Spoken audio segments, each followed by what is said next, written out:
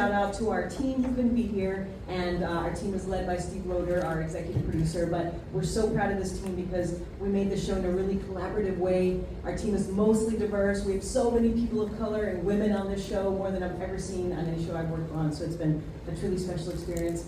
But like Rodney was saying, you know, it's about Moon Girl, but something that was important to us was to feature family and the relationships that she has in her life, and for them all to be really positive experiences. And her two besties are Devil, who you saw, who's super fierce, but he's got a little heart of gold, he's so sweet, and Casey, who's a total Latina girl boss, which I personally love, and for her to just have those very different personalities in her life, for them all to support her and elevate her, and especially her family, was something really important to us that we wanted to feature in this little superheroes world. So yeah, with that, speaking of women, our current writer's room is all women, and Alina's going to tell you an example of an episode. Love that, right? That deserves a round of applause. All women. Our directors are also all women also. Cheers. Yeah, it's a girl power. Yeah, such an amazing team, and just the episode that we're going to show to you today, much like what I was talking about, explores a very important relationship that I think we all are kind of familiar with, and it's Lunella's relationship with her own hair. And it's really fun to explore something in these experiences, specific to her life, in a Marvel level kind of way. And so we have an amazing episode called Hair Today, Gone Tomorrow, and it was written by Lisa Muse Bryant, who's an amazing writer, producer in her own right. So yeah, with that. And with a special guest, voice Jennifer Hudson. None other than Jennifer Hudson, yes. Enjoy. Well, you guys, I just really love that episode. Just for me, personally, I love the whole. Thank you. I love the whole hair episode.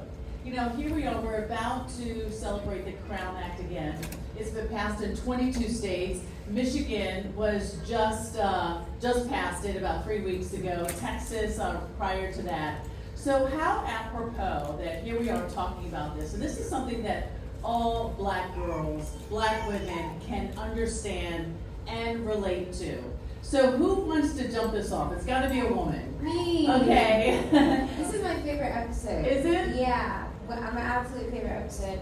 I love this cartoon so much because I've never seen a black character go through getting their first relaxer in my life. So when I saw that, I mean, my experience with this is I grew up with perms, and I'm like Lunella's mom. Like now, I'm like, no, my kids will never shave all my head off. And now I'm doing growing it back with protective styles. But I just think it's so important to see stuff like this. I'm just so happy that an episode like this about perms and protecting your hair and loving your hair and your crown is so important.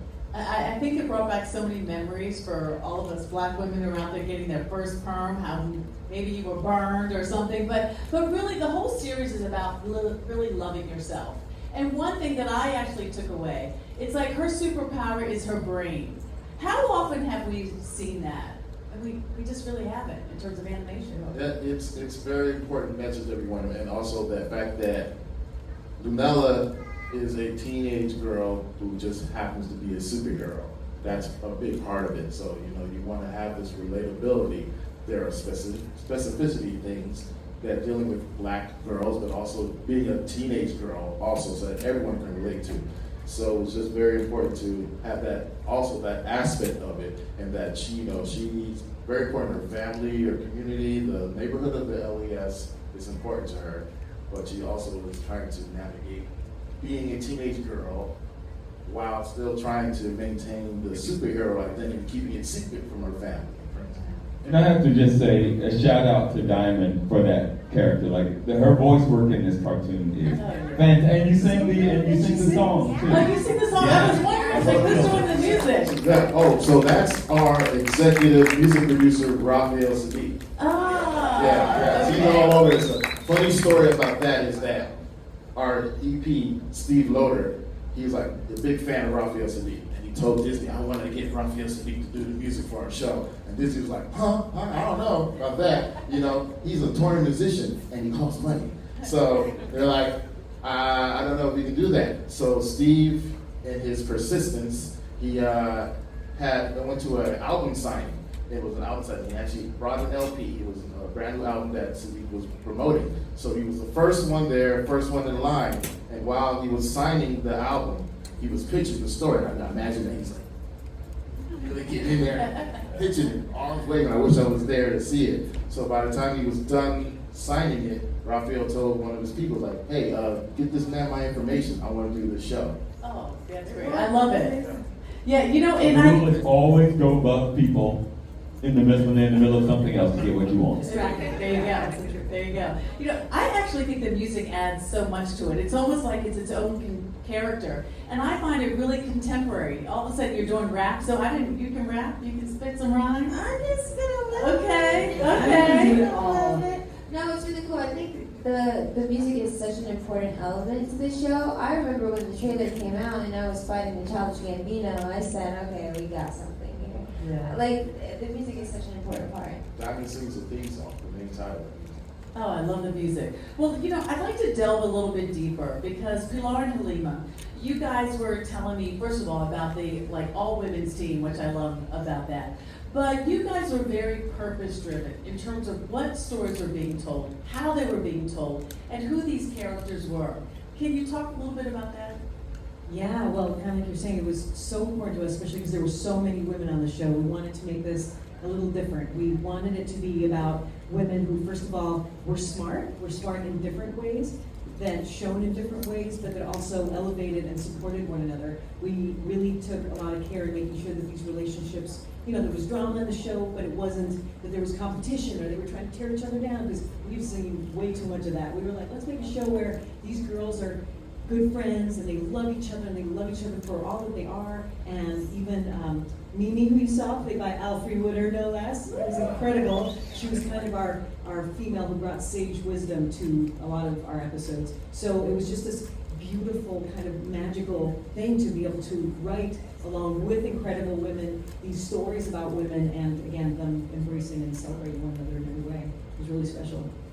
Yeah, and to add to that, I think being able to be very intentional and crafting stories around the specific point of view that the show is around. It's from the point of view of a young Black teen girl. And so, there's so many superhero stories out there that excites us all. But I think what makes this unique is that we're exploring what's important to her, what's relevant to her and her life. What does she want to cape for? Because we don't have to cape for every single little thing, but you get to see what matters to her. And I think this episode that we showed today is a really good example of something that Lunella is going through, what's important to her, specific to her, but of course to Marvel proportions. So we're very intentional about that. And Ronnie, for you, this was very intentional, correct? Correct. Tell me a little bit about sort of the ingredients that you wanted for this animation. Well, we definitely wanted to do something that stood out, something that was different from what you would expect from a Disney family program, animated program.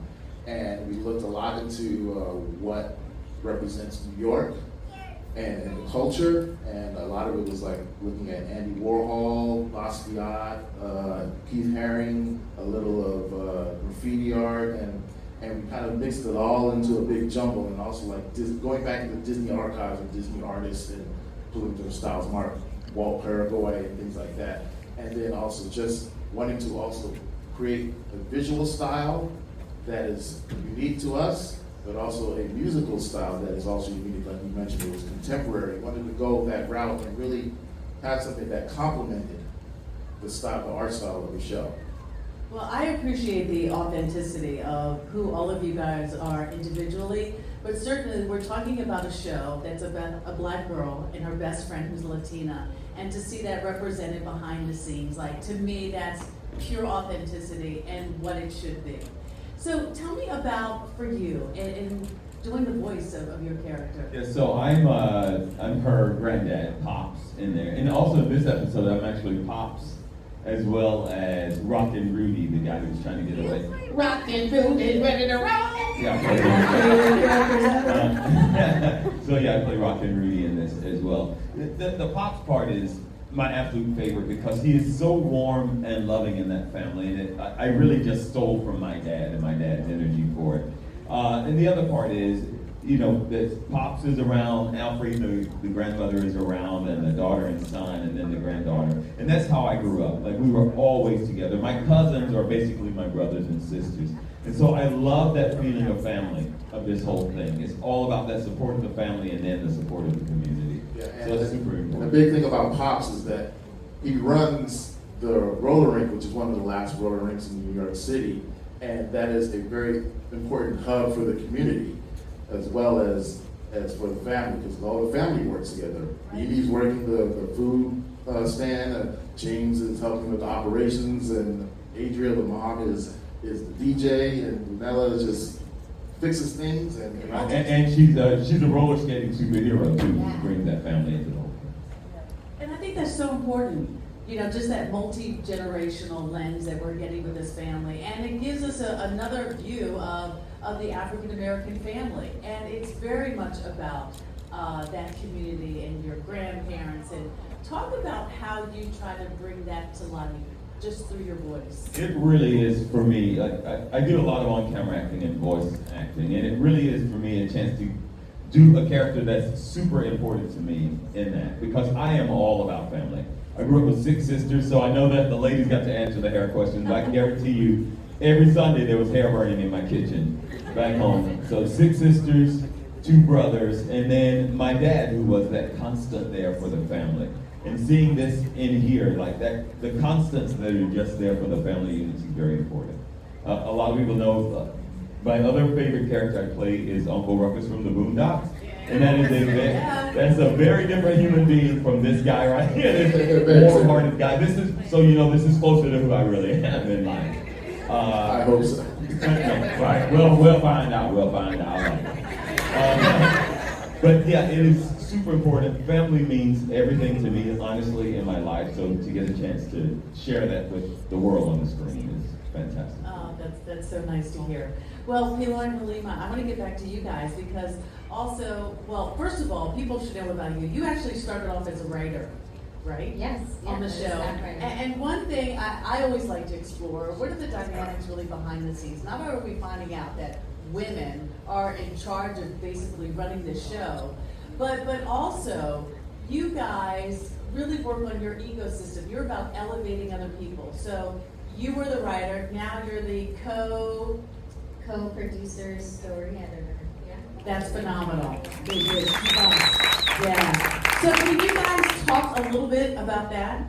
Yeah, well, that was also something we did very intentionally, kind of like you were saying, for us to make this show about a little black girl, we wanted to make sure we were representing it correctly, both on screen and behind the scenes. And when Lawrence Fishburne, Helen Sutherland, and Steve Loader, the EP, started it off, one of the things they said is we want to make sure the crew is just as diverse as this cast and the stories we're telling on screen. So they brought us all on, and once we all came on, and I remember Ronnie and I, the first day we met, we all talked about, okay, how are we going to do this? Because obviously in animation and so many other creative spaces, the equity gap, the space is so huge between the new diverse talent and who's been doing it for so many years. So we were like, how are we going to do this? We want to give people full seats at the table, but we also knew we didn't want to just throw people in who weren't ready, having sink or swim. So we actually created a really collaborative leadership style and type of show, which I like to liken to a dance circle, where instead of it being like a full pyramid where one person's on top telling everyone else what to do, it's kind of like a circle where, we started off, but then everyone gets a chance to go inside and dance and do their thing and throw out their ideas and notes.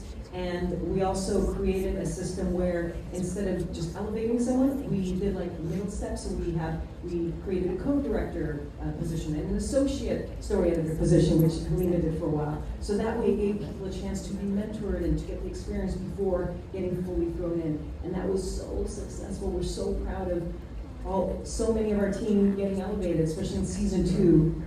Just about all the leads got elevated up to the next step. It's also very important because of elevating people who are underrepresented in terms of being seen in those elevated positions.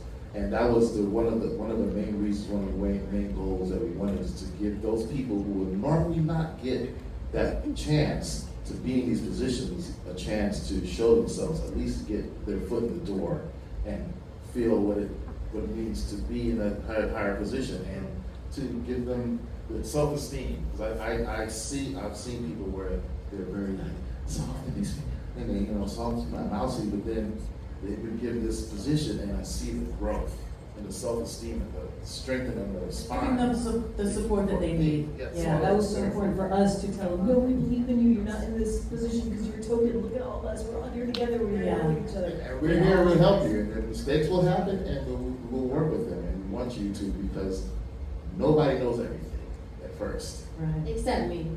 Oh.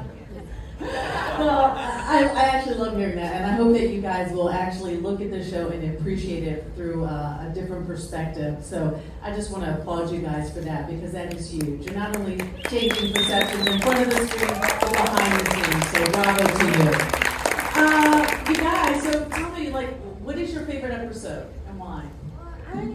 I did it again! Why are you trying to knock your teeth out? I keep trying to knock my teeth out. I'm so excited. This is my favorite episode. I always, It as is. soon as I saw this one, and having Jennifer Hudson be the voice of my hair, That's kinda cool, right? Yeah, it's so cool. This one's my favorite. Pretty dope.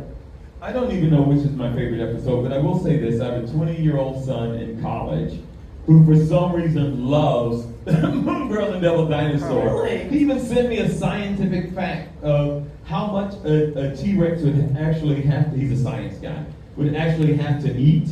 He's like, I thought the math was all wrong on this show.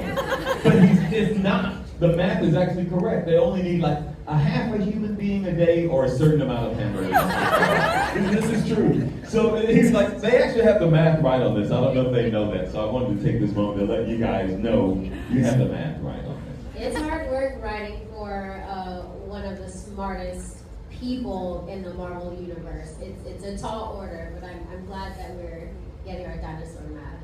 Is this your favorite episode? Is this yours? No, I didn't write this one. Okay, no, but I'm saying, is it your favorite? What's your favorite out of them all? My favorite. I would say I love all of them. I would say my favorite is an episode that explores Lunella's relationship with her mother and as well as her community.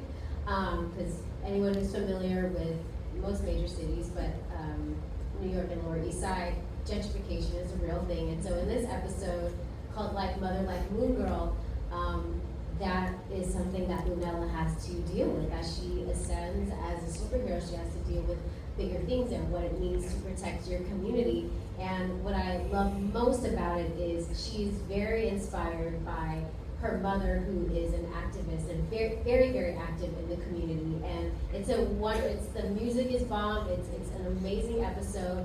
But I also think it really amplifies what the show does very, very well, which is showing the imprint that strong women in her life have on her and inspire her to be who she is. So, yeah, check that out. For me, I think the episode you wrote was Skip This Adolescence, and it was Mae Jemison, Dr. Mae Jemison, for respect on that. Dr. Mae Jemison was a voice as this act called Skipster, where she skips through all the boring stuff to get to the good stuff. And it's really dealing with the father-daughter relationship with Lunella and her father James. And I remember that we showed that clip of the moment, the musical moment, which is called Mixtape Moments.